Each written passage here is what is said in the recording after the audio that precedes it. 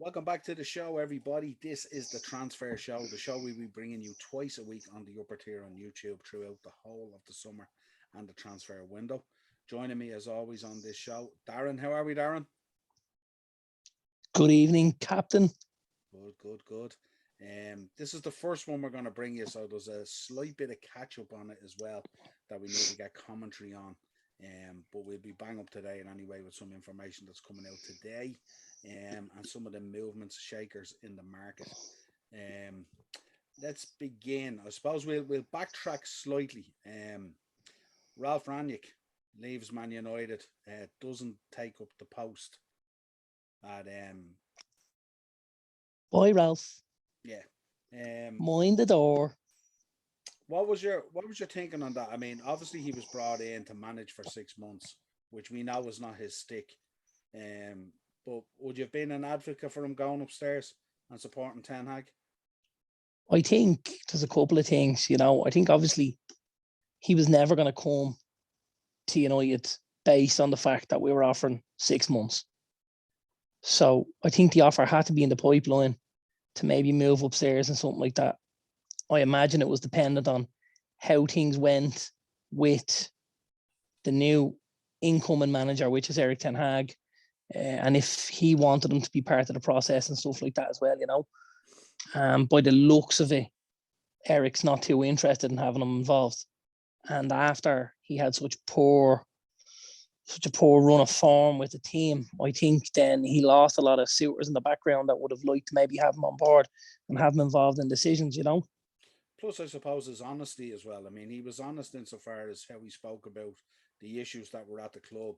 And Yeah, some of it he laid at the owner's doors as well. And I think I mentioned it to you a number of times that, like, if you're going to throw your employers under the bus, you're eventually not going to get the job or get fired, aren't you? It's just the reality of life. yeah, but I think a lot of United fans that would have endeared him to them a little bit more than maybe some of the results did. Because I think if you look at how things have gone at United over the last number of years, we need that blunt and harsh truth, don't we? Yeah. Things need to be laid out bare and said, like he spoke about Ahmad, and he spoke about the boy Facundo Palestri, and he spoke about Donny van de Beek, and he said, listen, you've spent almost 120 million euros there, and you didn't do the job of buying a ready-made defensive midfielder to take over the position that Matic was gonna leave vacant. And he questioned what was done. And I think when things get questioned, people get annoyed. They're wondering why am I being questioned, but that doesn't necessarily mean they're wrong or they're right either. You know what I mean? I mean, you've got to ask the question. If you look at the three lads, Pelestri hasn't kicked the ball for United. Ahmad has done, very, very little. And Donny's done a small margin more, but again, very, very little. Like between them, have they played 10 full games? Don't think so. 120 million's worth. So it's shocking really to think about. Um, it really, really is. Yeah, it kind of, I suppose when you look at it from the outside in as a neutral, the way I look at it, it kind of feels like it was nearly a waste of 6 months, really, wasn't it? That you could have just went and got Conte and be done with it. And I know then you wouldn't have brought Ten Hag in, and that's a different kind of question. But it feels Yeah, like it was 6 months just thrown under the bus and just an absolute waste of time, and they didn't really buy into it anyway. Because from an early stage, it was very clear that he was out of his depth as a manager anyway, in terms of people management and football. And that wasn't really his role. But a lot of United fans were advocating for the fact that he should go upstairs, that he clearly and quickly, very quickly identified a lot of what the key issues were, even yeah. though it didn't shine a very good light on the owners. But I mean, that's no secret in the football world anyway, isn't there? That No, absolutely not. But yeah, listen, I think if United fans, I think when you buy into that new manager bounce and you buy into maybe when it happened, obviously we had a really good run of games, and you're thinking if we can propel ourselves into that top four. I mean, for us, top four was the bare minimum we were looking for from this season. After last season, second place. So to propel ourselves into a top four spot and just maintain it between then and the end of the season, because I think that's what the hope was when he came in. If you can go 8 or 9 or 10 games unbeaten before all the bigger games, you give yourself enough of a cushion that you can drop off in some of the bigger games, as was probably expected, because we're not at that table at the minute, But yeah, I think, if United fans got to look back at it, and in hindsight, I think they'd be happier having Solskjaer there for the rest of the season. Yeah, well, I suppose the question is, would you have done any worse or would you have done any better in reality? I certainly don't think we did. I don't think we could have done any worse. Genuinely don't. Yeah. And that's, I do like the idea of the way he came in and the way he spoke about things, and he weeded out certain problems and issues and players straight away, which was great. And then maybe that's where Ollie needed to be a little firmer, and he needed to call guys out on their actions and on their reactions and stuff like that. But obviously it's been a shit show since he came in, really. Yeah. Just to let our viewers know as well, the Thursday show, or every show from now on apart from this one, this is just a kind of a kickoff one. We're gonna also have like a manager's corner type thing, so we're gonna try and bring in a fan for a team. And what we're going to do is we're going to ask their opinion on ins and outs, who they'd like to see come in and leave, or what do they believe their team needs and stuff like that. So Mark will be joining me on Thursday to go through United.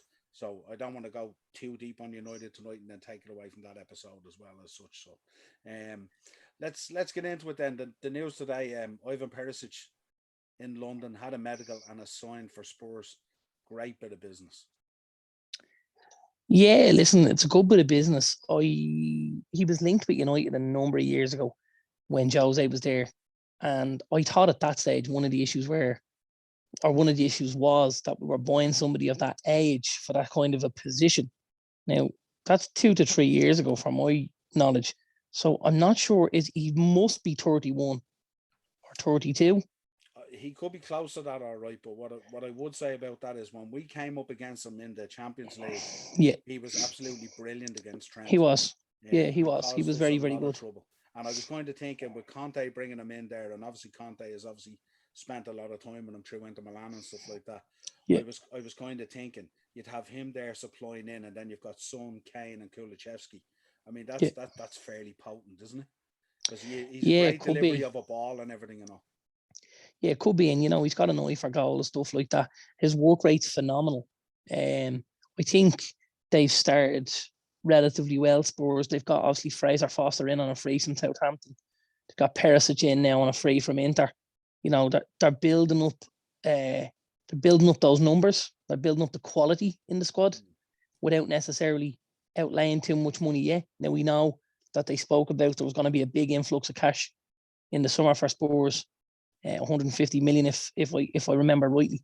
So I still expect, I think Conte's looking for probably 5 to 6 players. So this is only the gate being pushed open gently. They haven't kicked it open just yet, Yeah, he's also dropping the hammer as well. He's told Harry Winks he can leave as well to find a club, and the talk is he might be going to Sevilla for 20 million. That's the talk. So they're doing work. They're doing work at both ends, if you like. So it's really, really impressive. I think after you deliver something like what he delivered at Spurs with that top 4, and with the way he shored things up, and they obviously how potent they can be up front.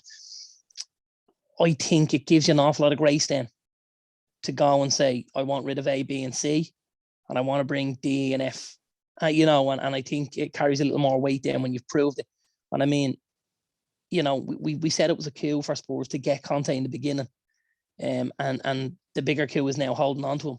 After he said he's come out and he said, no, I'm committed to Spurs. So obviously there's been promises made in the background. He wasn't happy in January. He just managed to get in Kulusevski and Bentancur, but those deals need to be made permanent and stuff like that as well, Yeah, well, they know if he walks, I mean, where else are they going to go? There's not a whole lot of other options out there either. No. And we know he's the kind of guy that if you backtrack on a promise to him, he's out there. He's ruthless. Absolutely. Yeah. So they're gonna have to do the business there and absolutely back him to the hilt. Real Madrid in advanced talks for Tchouaméni. It looks like that's where they're going to go. It looks like he was potentially the added-on prize for the winners of the Champions League. Yeah, I suppose. Listen, this kid's a super footballer. He really, really is. He's a huge talent. He's going to have a massive future. I think himself and Camavinga could be, Real's midfield for the next 5 to 10. If all things go well. They're 2 super footballers. They're athletic and stuff like that, eye for a pass. They've got goals in them. They've got it all really. I know Tchouaméni he's obviously a little more defensive than Camavinga and stuff like that. But there's no end to these young French lads. You know, it's a great signing. I think the prices, it's on the heavy side, if I'm honest.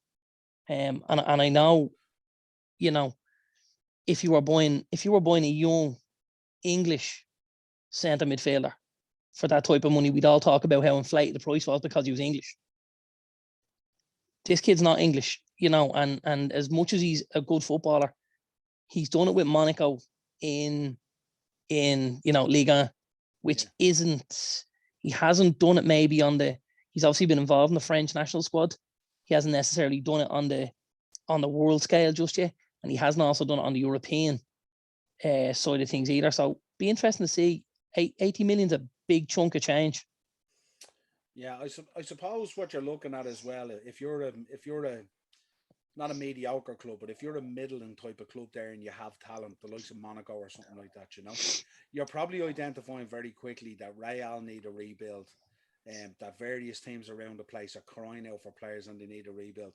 So you can literally put them to the guillotine really on the price, and you know they're going to have to pound you up. Yeah, but I mean, like, that works and it doesn't work at times as well, because you can end up with an asset that, like a Harry Kane last summer, where a club says, you know what, I'm not going to go to that hilt. I'm not going to go that far. And then he's left at Spurs. And then we saw how we started off under Nuno and stuff like that. And maybe had Conte not come in, we could have seen a further slide from Harry Kane. So that's a dangerous game to play as well, you know? Yeah, I suppose the problem there is that there's only like, if you go out and you look across the market at the moment at what's available and stuff like that, there's really only a handful of players out there, if even a handful of players, maybe only three that come into that kind of ilk to fill that spot for Real Madrid. You know what I mean? So some of these clubs know that they're holding the aces, and they just have to hold out and hold out and hold out, and eventually they'll pony up, I think, anyway. I just think, you know, when we say young and French and stuff like that, and he's come from Monaco and stuff. Now, obviously, Monaco have a track record for churning out footballers and stuff like that. That's obviously Paul Mitchell, his territory, isn't it? You know, the Mbappes and the Anthony Martials, although that one didn't go as well as we had hoped. Fabinho came from Monaco, didn't he? Fabinho came from Monaco. There's the boy Badiashile, plays centre back, quite good as well. There's talent there. There's obviously someone that's spotting it. But I just thought 80 was a little bit inflated. Like, I mean, there was talk of him going to Liverpool. I don't think you guys get involved at all at 80 million. Yeah, and I mean, that may be the case. I know we were talking to him when it was around the 63. Yeah. And maybe you're saying like the kind of Harry Maguire effect where Pep got to 65 and then went, ching ching, I'm cashing out, no thanks. Yeah. And you may be right, and maybe that's the case and stuff like that. But I mean, they can structure the deals in such a way and stuff like that, yeah, they might have to pony up to 70 or the 80, but they might be able to structure it in such a way that they can spread it out pretty wide, and it may not feel the blunt of it as much, if you like. No. We spoke about Sevilla obviously interested in signing Harry Winks. Tottenham have told him that he can leave. He's not going to figure in the first team plans. I think both myself and yourself on the podcast all season have been pretty critical about Harry Winks when he's played for Spurs. It hasn't been a great showing at all. I think Spain is ideal for him, because I think he struggles physically, and I think he's that sort of a small technical player, but not necessarily a player that would, you know, would do very, very well in the Premier League. He'd have good games, absolutely. Yeah. But I think, you know, holding that level of consistency over a 38-game season is going to be tough for him, because I just think he struggles a little bit with the tempo and with the physicality of it. I think Spain will drop off in physicality and in tempo. I think it makes life a lot easier, because I know the boy can pick a pass. He keeps possession very, very well and stuff like that. I think it could suit him. And he's going obviously to work for a good manager there in Julian Lopetegui. Yeah.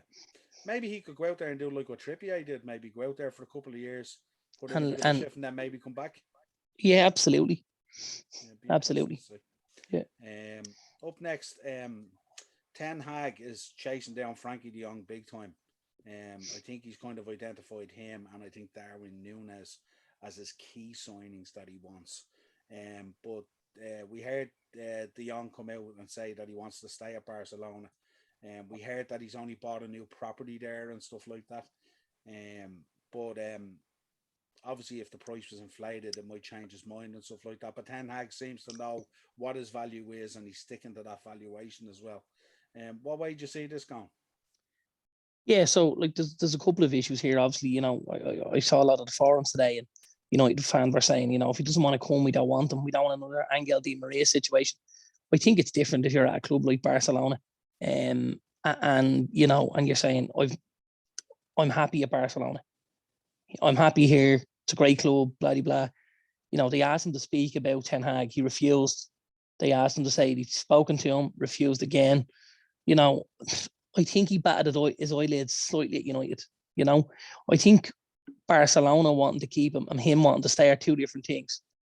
Obviously, the financial situation in Barcelona is going to make things very difficult. They're looking to bring in Frank Kessie and Robert Lewandowski, and then probably a couple of others as well, and maybe Rafinha +1. So there's a lot of cheese to get in on top of the pizza there, and something's got to give. And he's probably one of their most sellable assets. If you think they can get 60, 70 million for Frankie, I think it could be one out and two or three in for that kind of money. And that's obviously the way they're looking to balance the books. Obviously, Ten Hag knows how things go with him from Ajax. He's a player he's involved with.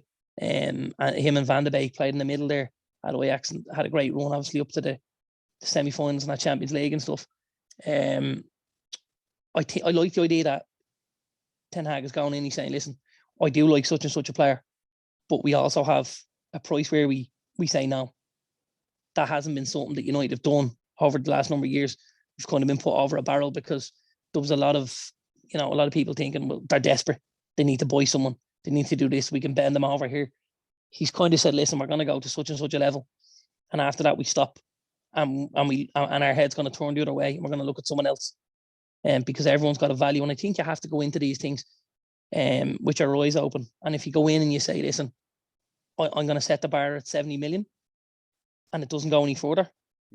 And that's the way it is, Yeah, I suppose the concern is if you keep on turning your head and then you don't get your business done, and you know how many players you need in there and kind of regenerating United and stuff like that. That like you're gonna have to get players in, and then the question is if you get into the last couple of weeks of the window, then do you start panic buying? Do you start buying your third and fourth choice, and you get into that cycle. I would already be looking at the date going, we should have had one in the door by now. For my money. Now I know it's super early. But I mean, we knew Ten Hag was coming in, and we knew we had an idea what he was going to want. Now I know there's obviously big talk of the boy Jurrien Timber, from Ajax, and they're holding out for big money as well. See the price they set for him, 43.5. Yeah, I think. Listen, you can say you want 40. It's like selling something on eBay, isn't it? There's what you want and what you get. They're two different things at times. I think United want to pay around 35. I think Ajax want about 43, 44. It's probably going to settle somewhere in the middle around the 38 and a half, 39. But listen, if the kid can make that much of an impact in our back four, I think a hair less than 40 million, it'll be good business, won't it? Yeah, absolutely. I like the idea of Ten Hag insofar as he's setting the price, and like he's not going to let you be put over a barrel and stuff like that. No. But I do think in certain circumstances he needs to be really careful at acting too much of the governor, if you like, where there is deals where you are going to have to deal in critical positions to get players in. Yeah, but I suppose that's back to obviously what Liverpool did, with Van Dijk and with Alisson. Yeah. When you know those positions and when you know those players, you go and you punt on those ones, on those specific ones. But those pieces of the puzzle for us are far more. They're later. They're more down the line. We need to fill a lot of spaces first before we're looking for the cherry on top of the cake and stuff like that. And that's what Van Dijk and that's what Alisson was. They were the final pieces of that puzzle. Yeah, absolutely agreed. But it's going to be an interesting one. But I suppose for United fans, they should be encouraged at the fact that he's not going to be like driven up the garden path too easy on these prices and stuff like that. But still, you have to get players in. PSG, or Tuchel, first of all, with Kunde, it looks like that's going to be a deal done. I know there's representatives of his in London meeting with Chelsea this week. Now that the takeover is finalised, now it's, the gates have opened and now business can be done. Kunde is probably the worst secret. I mean, they basically had him signed last year, didn't get him in. Sevilla tried to put, I think it's Sevilla, isn't it? Tried to put him over a barrel. Sevilla jacked the price up at the last minute.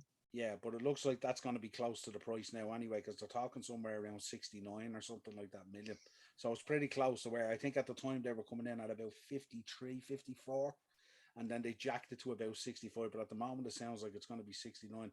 But he's also looking at the PSG defender, Kimpembe. I'm so not a fan of that boy. It's scary at all. I suppose I've seen him a couple of times at Old Trafford, and he wouldn't excite me. So you'd be a fan of him going to Chelsea then? Well, listen, if he's going in to replace Antonio Rudiger, it'd be great. Like, do you know what I mean? That'd certainly do a softening job on that back four, wouldn't it? But he's worked with Tuchel, hasn't he? He's worked with Tuchel. So. He's worked with Tuchel. I do like the boy Kunde, I have to say.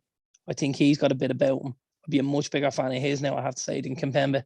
I think that would be a strange one for me. But again, that's only my humble opinion. Yeah, no, that's no problem. Just thought I'd get your thoughts on it. Yeah. Lukaku, let's talk about Lukaku for a minute. His representatives have flown out to Inter Milan to try and put some sort of a deal together. And there's kind of two things going on here at the moment. One is because of Inter Milan's finances and stuff at the moment, they're looking at potentially, or both parties are potentially looking at a deal where Lautaro Martinez is involved in going the other way. I think that would be a very tough deal to structure, to be honest. The other one is they're talking about a loan deal. And I'm not sure whether Chelsea would have an appetite for a loan deal or not. What's your thoughts on Lukaku? They shouldn't have an appetite for a loan deal. But I suppose it's down to how much they want rid of the guy then, isn't it? Yeah. Like, do I want to pay 50% of his wages from the play for Inter? Probably not.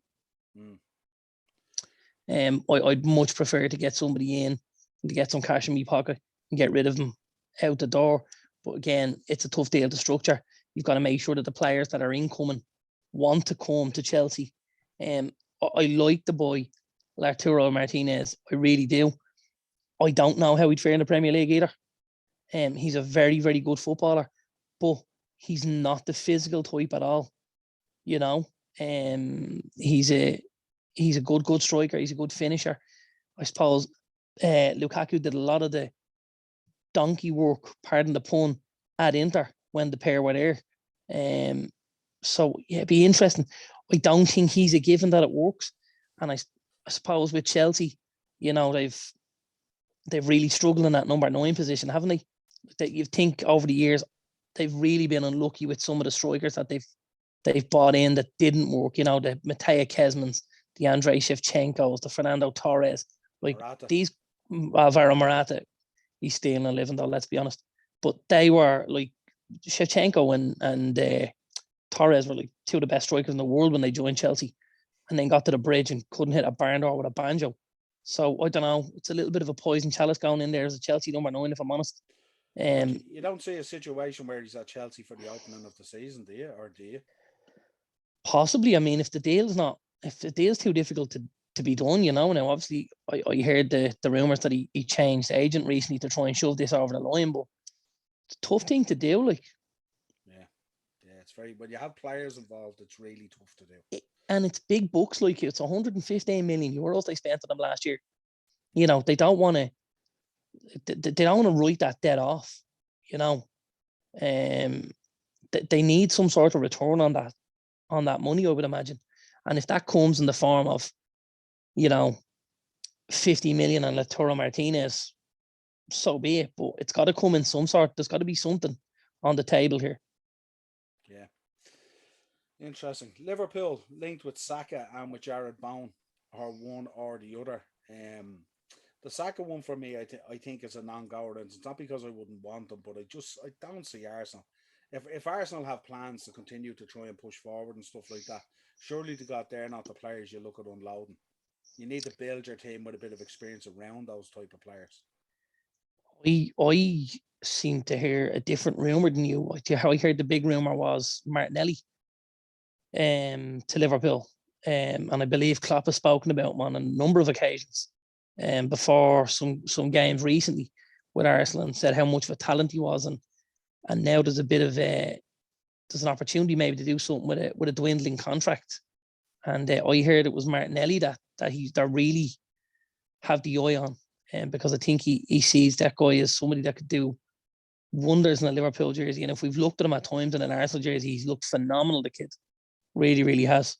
You know, it'd be interesting to see. I don't know, from the Saka and the Bowen point of view, I think Bowen is the natural one I'd look at, especially if Salah's gonna exit the building in the next 18 months. You've got a ready-made replacement coming in from that right-hand side, and you know he's very, very busy. He troubles the defenders and stuff like that. He can make it past the back four and get in one-on-one with the keeper. You know, play on the shoulder and stuff like that. He's a very, very good player. He's done wonders at West Ham. He has.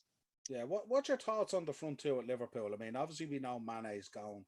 The deal has to be structured. I think it's with Bayern Munich. That's the way it's going to go by the looks of things. They're talking somewhere around 43.5. That's what we value them at. Again, I think it'll come in somewhere around between 39 and 40, I would imagine. Yeah. But the Salah situation where he's talking about being there next season, how do you feel about that in terms of, like, I mean, like he kind of, my view on it at the moment is if he isn't going to re-sign, then he should go. But the question is Liverpool in a position to let both go, or do they have to roll the dice on Salah staying there for another season and going on a free? Yeah, I think that's the big problem, isn't it? But if I'm honest, like you've got to get some value from Salah. Yeah. And if 60 million is value, then you've got to get it. If 80 million is value, then you've got to get it. Because think of how you can reinvest that then.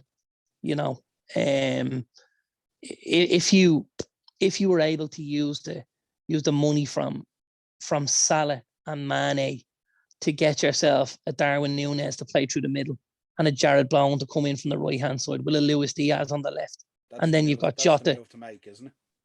Absolutely. And I mean, you lower the age profile, you get those younger, hungrier players in who haven't won it all, who would do very well under Jurgen Klopp, you know, with the right kind of instruction and time and stuff like that. I think that would be the move, personally. Yeah, I don't like players who go in and play as well in the last year of their contract. I'm not sure, and this is no disrespect to Mo Salah or any other player. I'm sure they give 100%. They're professionals, stuff like that. But you never really feel like you're going to get what you expect to get in that last year. There's always a little bit of holdback, I think. Absolutely. Well, I mean, you've seen the likes of Andreas Christensen and stuff recently refusing to be in squad because he knew he was on the way to Barcelona. He wasn't going to scupper that playing a game for Chelsea and getting injured. You know what I mean? Yeah. Yeah, so I think it's for me it's a no-brainer as well, and I know I get a lot of heat off Liverpool fans about it as well. My view on it is either sign or go. Very, and I don't think there's no middle ground on this. There's no middle ground, because if you're gonna, we're a year down the road on trying to get this sorted. You know what I mean? Yeah, and if he was gonna sign, he'd have signed by now. Yeah, the assurances are there from the club.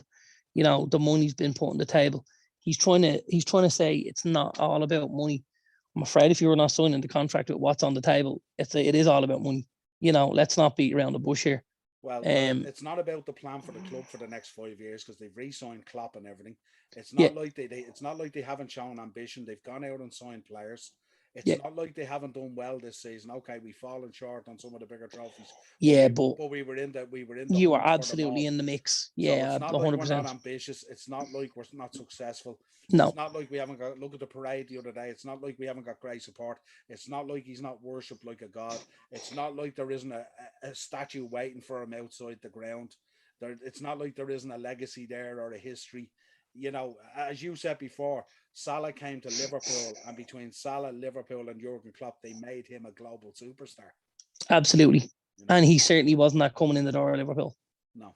So, I just thought I'd get your view on it, because that's my view as well. And yeah, absolutely. I know it's tough for Liverpool fans to hear, but look, I've seen Robbie Fowler leave. I've seen Michael Owen leave.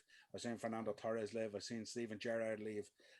They all eventually get replaced, you know? They all eventually get replaced, and nobody's bigger than the club. Let's not forget that, you know? And if you look at the history of football clubs like Liverpool and like United and like Madrid and like Barcelona, mean, think of the players that have left those clubs over the years, but think of the players that have come in and replaced them and brought things to a new level. I'm sure nobody ever thought when Raul left Real Madrid that goal scoring record would be broken. And along came Cristiano. Yeah, you know, absolutely.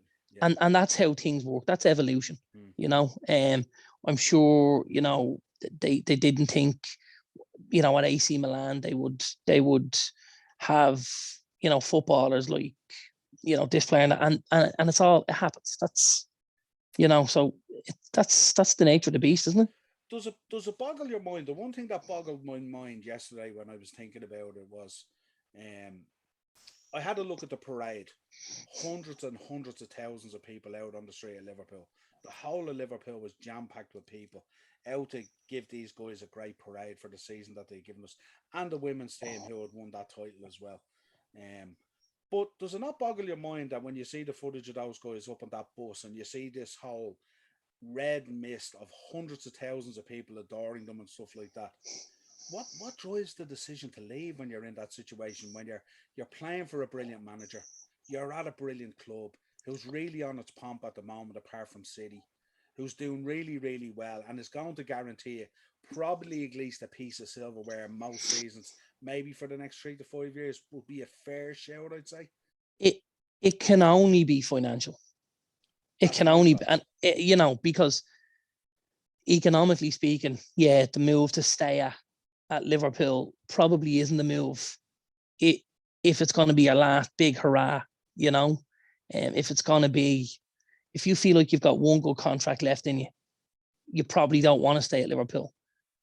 But if you look at what you've gone through at Liverpool and the trophies you've won, the football you've played, and the way you've endeared yourself to the fans and stuff like that, if I'm Salah or Mane, like, I'm absolutely nailed on to be staying at that club. I have to tell you, like, I think it's mental that they would consider going elsewhere. You know, listen, we're certainly not going to run Bayern Munich down. They're a great football team. They're a great football club. You know, we like Bayern. They've got a great history and tradition as well about them. So I can see maybe Mane deciding I want to try something different, maybe head back to Germany and stuff like that. He's obviously there before he came into Southampton and stuff. So he's been in the Premier League probably 8 to 10 years. And maybe he wants to go back and do something like that. And you can understand that to a degree. Salah, for me, is different because I really only see this going one way. Like, I think it's going to be a mega bucks contract at either Real or PSG. And I think that's all he's looking at, really. I don't think he's looking at anything else. Like, I think if he thought he was going to get 500 G's a week and never win another Champions League, I think he'd happily take it. Yeah, it's just a different narrative that's what's been spun for the last 12 months, isn't it? And it's kind of sickening to say it, because the fear is he goes in there and he becomes the next Genie Wijnaldum or something like that. Now, I know the boy has talent and stuff like that, but you're going into a locker room there, like, you're not going to be bigger than Mbappe. You're not going to be bigger than Messi and It's Neymar. very, very easy to get lost in a dressing room like PSG. To get lost. We've seen it with Wijnaldum. He didn't even play all season. We've seen it with probably the greatest player to ever kick a football. You know, Messi is a shadow of the man that he was this time last year when he was considering leaving Barcelona. I don't think any of us would have looked and imagined he was going to have the season. I mean, we all thought at one stage he's going to break the record for the amount of goals. He'll be pumping 4 and 5 a week in that Farmers League. Look at him now. Struggled. Yeah. Big time. Absolutely. Massively. Let's talk about Newcastle for a minute. They're a bit like Stevie at Aston Villa. They're looking to land a number of names, and they're not messing about. They've been linked obviously with Sven Botman, and they've been linked with William Saliba, from Arsenal, outcast, and also the boy off Reims. Is it Hugo and Ketike? Is it? Ekitike, yeah. Yeah. He's a young French under-23 striker. Really good, really quick. Likes to play on the shoulder. Just powerful, great finisher. He'd be a great signing. Probably talking about 30 to 40 million for him. But again, you're investing in the right kind of player. You're investing in a guy with a sell-on value that if he plays well, you bump that price up twofold anyway. And if he doesn't, you probably still make 20 to 22. So it keeps your losses down, which is important as well. And if it doesn't work out, I think Botman has to probably leave Lille this summer. I think he's been linked with a number of places. I know he was linked with you guys at one stage before Konate. Yeah. He was linked with AC Milan. He's been linked with Newcastle. Obviously, I think the Newcastle money makes sense for somebody like a Botman, because I think it'd be a great project to come in, and knowing that you're going to play with certain players and that you're going to have stuff built around you. We look at the boy Bruno Guimaraes who's come in. You look at Trippier that come in. Obviously, Dan Bourne's done well since he's come in and stuff like that. They're going to keep chipping away at this to get to the next stage, and they will get there eventually, because we know them that bottomless pit of money is gonna, it's gonna cause a dent eventually. So yeah, I think they'd all be decent signings for Newcastle, I have to say. But would you see them dropping a marquee signing to announce their arrival on the higher competitive stage, if you like? Not just yet. Not yet. I think they're too far off the beaten track for that now. I think obviously, if they could get themselves involved in a European conversation next season, that you could possibly see that signing. But I mean, listen, let's talk about what a marquee signing is, because okay, marquee, you're talking about the name, but for Newcastle, what's more important, the name or what he brings to the team, i.e. goal involvements? If it's a forward player, is it goals and assists thereafter? Like I could absolutely see Newcastle with an Arnaud Danjuma maybe. I spoke about this before. Obviously, he played for Eddie Howe at Bournemouth. Yeah. Like that for me would be marquee for Newcastle. Yeah, see, I'm kind of coming from the point of with such a magnifying glass at the moment on financial fair play. Yeah. I'm thinking about if they bring in players in terms of enhancing the brand of Newcastle United, in terms of branding and all the commercial stuff that comes out of that as well. See, I think that's only easier when you've got certain commercial stones in place, because then you can push the narrative that this deal comes within, our financial fair play and stuff like that, and obviously as well that you've built a profile of the club. I think it's very difficult to go right now and sell this to some of the biggest players in the world. I think they laugh at you. I think money is, it's obviously it's there and it's readily available, but I think it's too big of a sell right now. Yeah. Just say where a lot of the deals though, money seems to be the thing at the moment, isn't it? As opposed to all the other bells and whistles. Although I accept what you're saying, it's a huge task to get a higher echelon player to commit to going up to Newcastle and stuff like that. And listen, it'll only take one or two, and then the door will open. But again, we also spoke about how Eddie Howe was going to be a stepping stone for Newcastle. I personally don't believe, I think this time next year, I'll be shocked if Eddie's still there. I think obviously, when they put more money into that squad, and if things stutter slightly, I don't think they'll need to be down near the bottom of the league. I think, if they're in 12th, 13th, 14th, and they've put more money into this, I think they won't be happy. And then I think they'll go back to the drawing board and the manager side of things. And that's when maybe they'll try and sell it to a Unai Emery again. And they'll say, listen, come in, bring Pau Torres, bring Arnaud Danjuma with you. Let's try and get to the next phase. Because it's going to take a little while to go them stepping stones. You're not going to go from the relegation zone where they were to Champions League football in a window with 40 million pound signings. Won't happen. Yeah. Albeit a fabulous coach though. Yeah, he is, absolutely. Yeah. Man United target as well, and Kunku. Sounds like he's holding out for PSG at the moment. Yeah, so he played for PSG originally. And he was sold to Leipzig. Leipzig bought him because he wasn't getting game time at PSG. And then he's obviously gone into PSG or to Leipzig, and he's carved out a reputation for himself. And now there's talk that PSG might be back interested in him.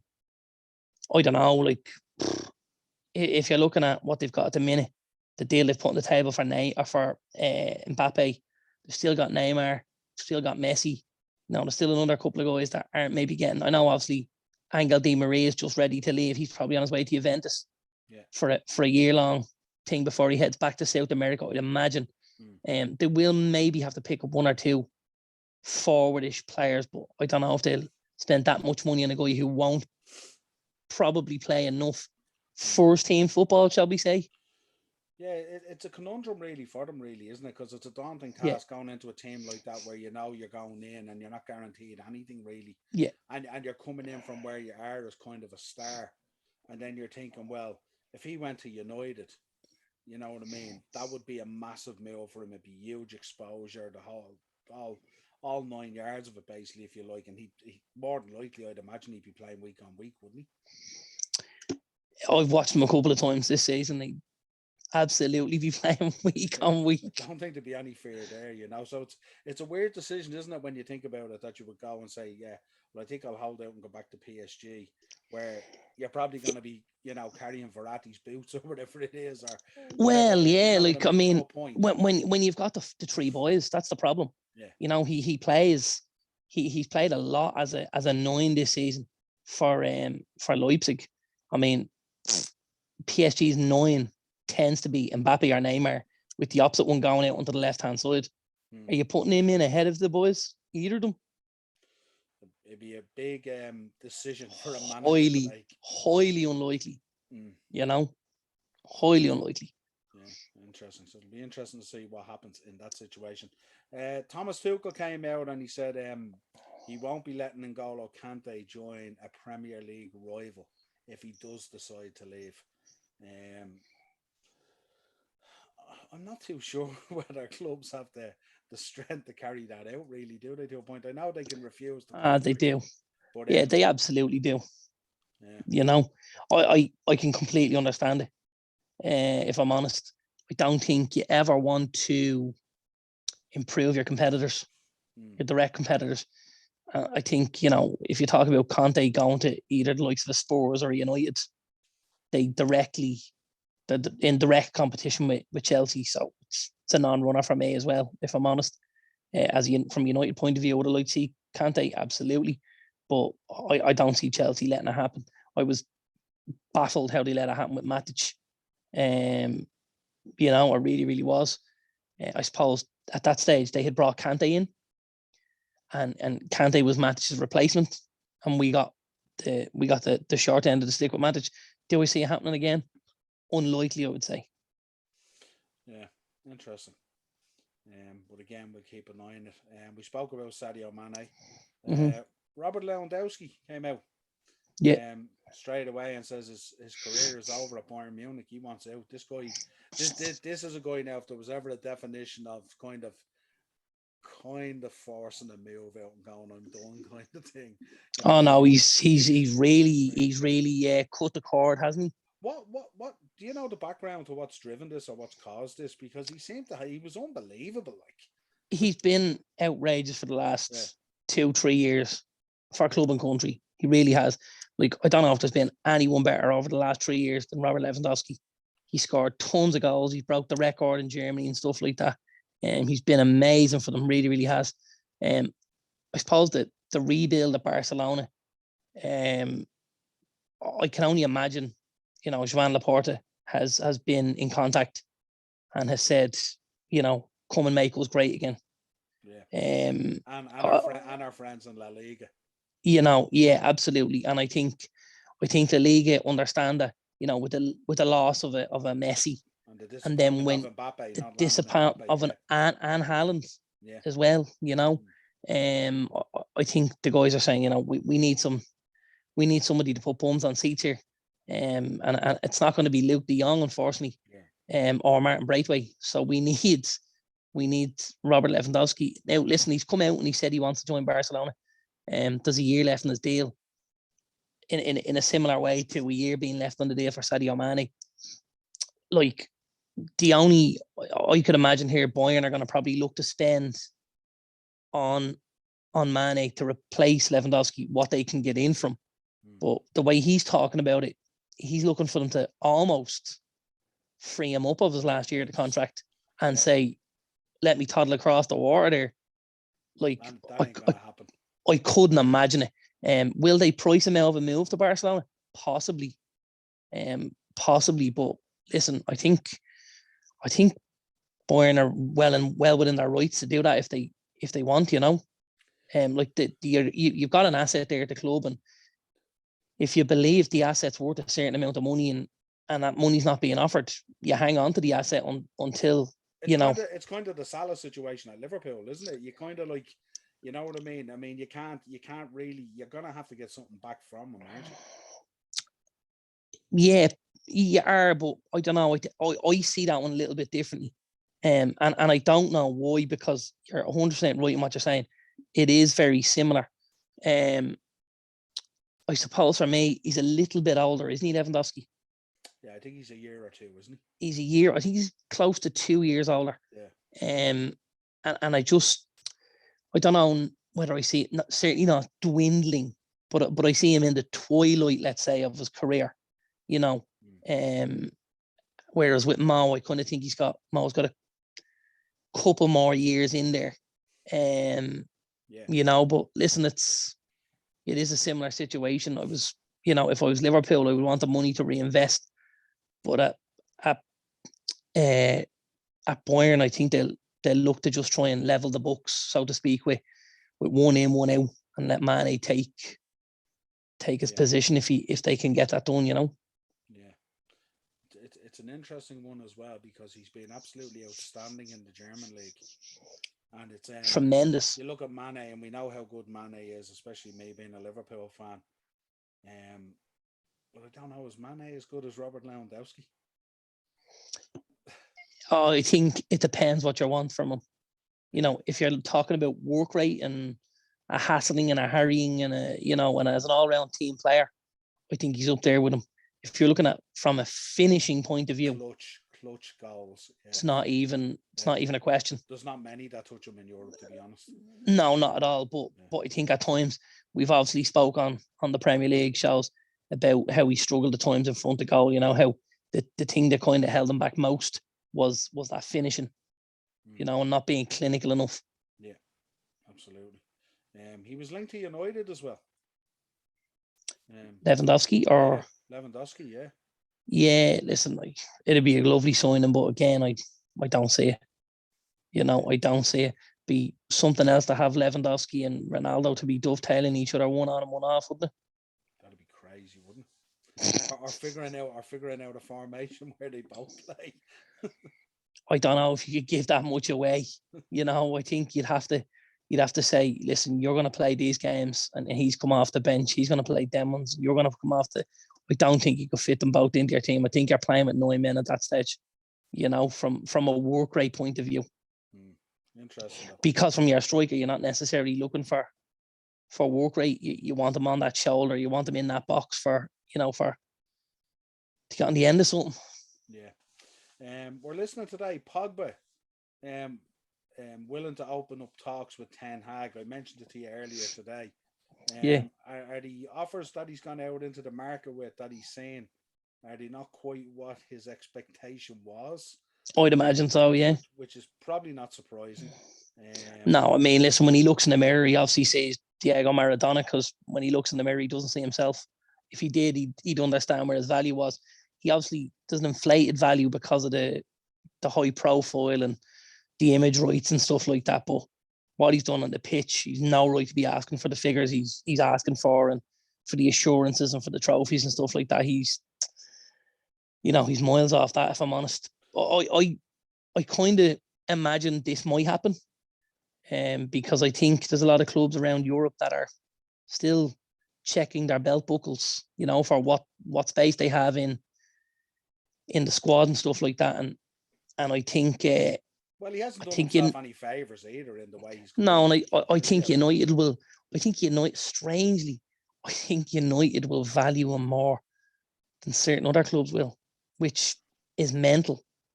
But I still think he's quite highly thought of at United, even though he's sort of flattered to deceive quite a lot there. I don't know. It's a strange one. Could you see a case where he re-signs under Ten Hag, and Ten Hag kind of uses him in that kind of French role? and you do get the Absolutely. best out of him. Well, I mean, here's the thing. He's not going to cost us anything from a signing on fee type of thing, you know? So if you thought you could get the Pogba that plays in that French national team and get him to play that 6 role in front of the back 4, would you take him for his wages maybe at the moment? Probably would, wouldn't you? You know, considering we've already paid him for a number of years and got sort of a return on them, little or nothing. I suppose the way to look at it is maybe if no one else has been overly interested in him or coming to the table with kind of what he wants, you might even be able to knock that down a little bit to find a home for him. Your home for him, if you know what I mean. So, well, yeah, I think there's probably clubs out there that will pay what he wants, but they're not the clubs he wants to go and play for. Yeah, you know. Yeah, listen, it's going to be very interesting, that one, I have to say. I think that could drag on quite a bit. I wouldn't be at all surprised to see him start the season with no club. Be mad for the United fan base, wouldn't it, if he re-signed? Like that'd be just it's like this would be really throwing the ball into the roulette wheel and trying to pick red or black, wouldn't it? There'd be a lot of very, very annoyed United fans if that happened. You know,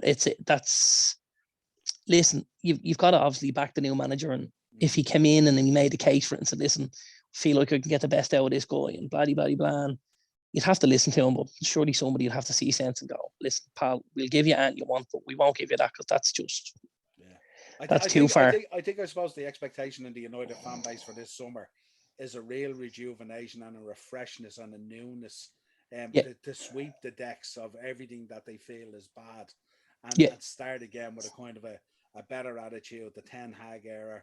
You know, Steve McLaren's going back in there. There's a lot of newness happening, sprinkled with a little bit of experience, and I just think it's I think that would be one where United fans might get a little bit upset because it absolutely would be felt as being more of the same. Mm-hmm. Yeah, interesting. Darwin Núñez, heavily linked with ourselves and yourself, and I think with Chelsea as well. Yeah.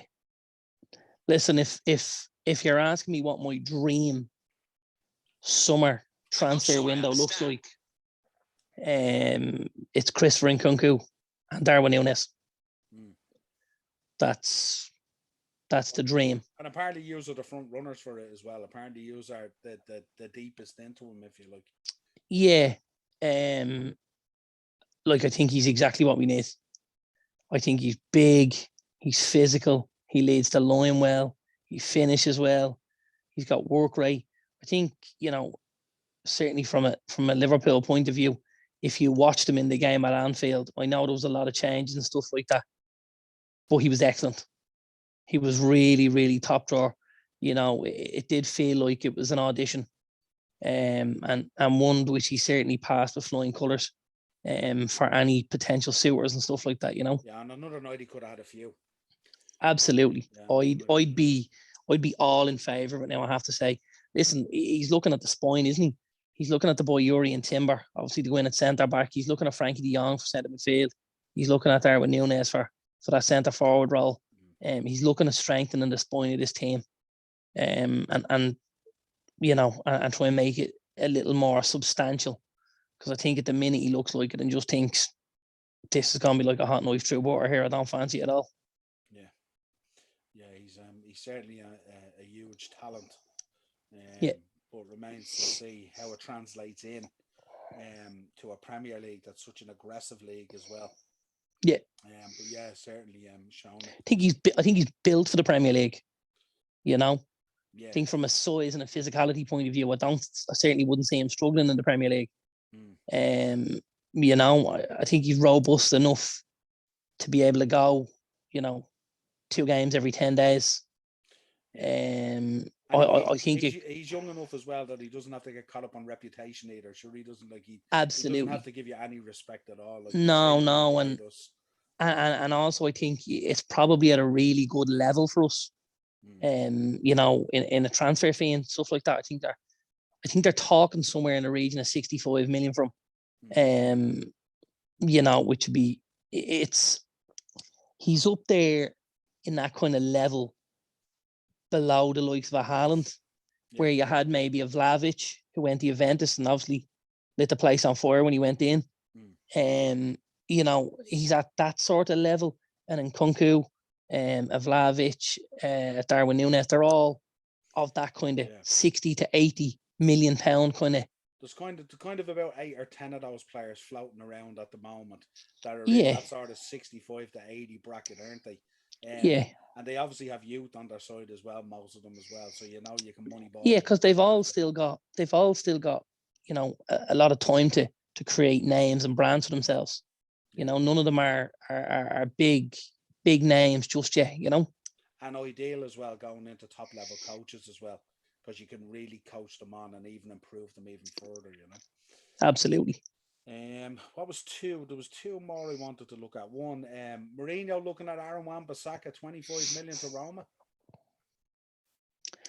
Roma don't have 25 million. That was the talk anyway. So Roma don't have 25 million. I see at the minute they're being linked with Yves Bissouma from Brighton. You know, they've sent Ainsley Maitland-Niles back to Arsenal. That didn't work out. Roma aren't a cash-rich club. You know, there's a lot of wheeling and dealing has to go on for Roma to get something over the line. There's a lot of loan deals, a lot of guys coming in on contracts. We're coming to the end of their contract and stuff like that. Could you say him going on loan? Possibly. Maybe do like the Chris Smalling route. Possibly, yeah, possibly. Yeah, it'll be an interesting one to keep an eye on. And then the last one, Ousmane Dembele. Tuchel seems very interested in this guy, and I know some of the Chelsea fan base have been very interested in him. I don't really fancy him as a player. What's your thoughts on him? I mean, he seems to be he's got a lot of talent, the kid, but talent doesn't always relate on the pitch. You know, there's definitely a whiff of the Paul Pogba's off him. There's an air of arrogance off him. He's got a really, really poor injury record. You know, he's classy and stuff like that. He's not somebody I would be wanting to look at in the Premier League on that kind of a physical stage. I don't think that'd suit him at all. I mean, Chelsea, if you talk about what they have at the minute in a Hakim Ziyech and a Christian Pulisic, I see him at a very, very similar level. And I don't boys who struggle with injuries and stuff like that as well. And both boys that struggle with injuries, with form, with physicality, with everything. So it wouldn't be something I would be very interested in as a Chelsea fan. But, you know, I think when you're outside of the team and the club and the supporters at times, you can maybe see things a little bit better. Because obviously when you see it, you get attached to the emotion of, oh, look, we're making moves and blah, blah, blah. And everyone's big in the game and you're thinking, you know, we're going towards the league title. And then the guy comes in, he can't kick snow off a rope and you just go, but sure, I saw that. My eyes were blinded from, you know. Lukaku's the perfect example, isn't it, really? Listen, we called it last year, didn't we? We all said how it was going to go. And I mean, Chelsea fans thought they were really in with a chance of a league title this year. Now they'd finished. Now they've filled their number 9 void and stuff like that. And they were further away than they had been in a long time, you know. Yeah, and I mean, this guy wouldn't be cheap either because Barcelona would value him. They'd want decent money from him. I think he's getting pretty close to the end of the contract. Yeah. So I don't think he'd cost. You know, they paid huge money to Dortmund. You know, huge money. 119 million or something, wasn't it? It was massive. Yeah, he's like, yeah. It was Joe Felix territory and all, wasn't it? Yeah, well, yeah, it's not far off Philippe Coutinho territory. But yeah, I don't. Listen, Chelsea aren't going to pay that for him. I think if Chelsea are getting involved, they're getting involved at a much lower level, at, you know, 40, 50 maybe. 50, yeah. I still look at it and I look at what the history that's there, and I still think even 50's monstrous for the guy. You know. Absolutely. When he struggles so much with form and with his attitude and with injuries and stuff like that, I think 50's huge on a guy like that. I mean, if I was going to pay 50 on on a guy like Usman Dembele, I'd have to go and try and get Rafinha for 50. Yeah. A guy, and I know he's not necessarily a guy that you'll be a massive fan of, but like getting a Rafinha who's done it in the league, who you know at times is virtually unplayable, you know. Or your other friend across Stanley Park. He's going to cost you a lot more than 50 million is the problem. It's crazy, isn't it? To think about it. He's gonna, well, yeah, listen, like I did explain this. He's going to cost you. You're like his agent. He's going to cost you between 60 and 80 million. This is because of you. It's not. The kid's a baller. You're his biggest fan. Kid's a baller. Told you. The door to Old Trafford's always out, Richarlison. Coming over, baby. Timo Pookie level. Listen, a pleasure having you on for our first transfer show. These are always fun. I love these. These are kind of like our second to beat the bookie, isn't it? Because we're kind of talking about money that we can't win or lose ourselves. So it's all money being speculated by clubs and agents and everything. But there's a huge amount going on the moment on a daily basis. We are going to have a transfer show on Thursday. Mark, our resident referee, is going to be coming on, who people know as a Man United fan, and we're going to be discussing some of the new transfer news that has come out over the next couple of days. But we'll also be highlighting mainly Man United, who we see will pull apart, looking at the squad, who's going, who should go, who shouldn't go, how is Ten Hag going to build around it, who do we feel he needs to bring in, all that kind of stuff. So Mark's doing his homework on that. I'll leave you a couple of notes if you want. I'll leave you my thoughts. Absolutely. Well, that would be good, actually. Actually, do you know what to do? You send me your thoughts, and I'll compare your thoughts on the night to Mark's thoughts and see how close they are. But that should be interesting. We have also found a Nottingham Forest fan, apparently, Mark has. So we have a Nottingham Forest fan hopefully going to be coming on to do a transfer show with us as well, and we might get him involved throughout the season as well, as Nottingham Forest go on their journey back in the Premier League, which will be exciting. Let us know your thoughts down below, folks, on the transfers, who you want in and out for your club and stuff like that, who you don't want, more importantly, and who you think is going to leave. Let us know if there's anything we've missed out. Is there value out there in the market that we haven't seen? Is another Andy Robinson out there ready to be unhinged from his club for very little money and become a massive superstar? I tell you the most worrying thing I heard the last couple of days was the lad at Manchester City came out and said, "We're not finished yet." He said, "We've bought the best number 9 in world football," and he said, "We bought one of the best footballers, young footballers from South America." He said, "But you can expect more." He said, "Because we know what we want and we're going to go and get them." Well, we know those players going out. We know that Jesus is linked with going out. We know that Zinchenko is linked with going out. And a number of others. Raheem, don't be surprised if Raheem. Yeah, but you see, Zinchenko will stay because he needs 2 left backs. Because it's the Mendy issue that he has to cover. Like Mendy was bought as the first choice left back, and Zinchenko was going to be number 2. He now needs a first choice left back, and Zinchenko will probably still stay at 2. Yeah, but he's aren't they linked with our prodigal son down on the down coast, in the south coast? Down on the south coast. Mark Cook. Well, I mean, they're talking about you've Haaland and Alvarez done, right? Now, if you put into the mix, they want a left back. They're talking about Mark Cucurella, and they want a centre midfielder to replace Fernandinho. They're talking about Calvin Phillips. They're like, what? Like, did you draw in? And you know the scary thing? They'll probably come out and tell you they're still not finished. Jesus Christ, man! What chance have we got?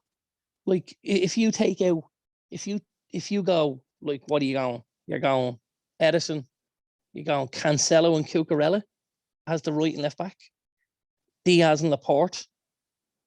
You're going Rodri, Bernardo Silva, De Bruyne, and then you're going Haaland, Julian Alvarez, Jack Grealish, Phil Foden, Mahrez, Gundogan. We haven't even mentioned Silky Ilky. Gundogan and possibly a Calvin Phillips. Like, lads, shut the door on your way out, will you? Jesus Christ. This could be one of those seasons where the road is long and the journey won't be worth it. this could be a Premier League trophy heading to a ground at the end of January. The way things are going, depending on what other teams do, it's scary, isn't it? It is scary. But listen, here's the thing, and we talk about it all the time. And I suppose as a United fan, it's no more prevalent than it is at United. Money doesn't guarantee you success. You know, we've spent a whole load of money over the last 8 years since Sir Alex Ferguson has left, and it's been poorly managed and poorly invested. City are a club that have everything in order. They're a club that do things quite well. You know, you've got to admire that as well. That when they become very, very clear about what they want to do on the market, we need a left back. What are our options? A, B, C. Done. We need another option in the midfield. What are we looking at? We're looking at A and B. Done. They're clinical. They get it done. They get deals done at a reasonable level. You know, they do very, very well, I have to say. And that kills me to say. The speed of the Alvarez deal was amazing. Yeah, because I mean, obviously it was muted. He was on his way to United. Yeah. And then all of a sudden he signed for City, and you were like, Jesus. Literally, and then we're told the United representatives walked out the front door, and City lads walked in the back. And walked out with them out the back door. And you know, you talk about Haaland as well, and obviously, you know, things have come out that United have probably missed the boat on him previously. Look, I mean, if these two lads are two absolute worldies this season at City, and we know we could have had them in our team for, you know, 60 million between the pair, maybe. It's scary. That's hard to stomach, isn't it? Yeah, and you look at Haaland as well, and if Haaland this season even delivers 50% of what he was doing in the Bundesliga in the Premier League, he's going to be unbelievable, isn't he? Even at 50%, and I expect it to be higher than that. In fairness, but like he's just, and imagine him around that talent. When you see what he can do at Dortmund, and no disrespect to the talent at Dortmund, no. When you see him when he's going to be with Pep. Well, I mean, look at the one thing we constantly said all season with City was they were grinding out these 1-0 wins. They were creating chances, but they weren't taking them. Scary. That's about to change. Yeah. That's really about to change. Like, you know, I don't know how I'm going to get him into my fancy football team next year, but I will find a way. I can tell you that. Not only him, but he's going to be captain and everything else you can lay on him. It's like absolutely. Even if you have to pick absolute junk in the midfield, there's going to be a couple of dead certs next year. One of them will be Haaland that has to be in your strike force, and the other one, and I'll give everyone the billy on this, will be you'll need to get Spurs players in your defensive line, because we know now Conte, he's very miserly at the back. Doesn't ship goals, right? Doesn't ship goals. You know, you're going to be looking at, if they bring in the likes of Perisic, he's probably going to go in as a midfielder in for fantasy purposes.